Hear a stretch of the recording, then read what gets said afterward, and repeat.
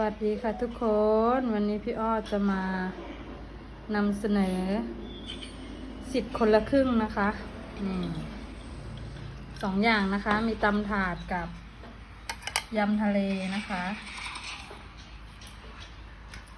75 บาทค่ะทุกคนพี่อ้อขอตัวกินก่อนนะคะ แล้วเจอกันใหม่นะคะ คลิปหน้านะคะ ถูกใจกดไลค์ กดแชร์ กด Subscribe ให้พี่อ้อด้วยนะคะ ขอบคุณค่ะ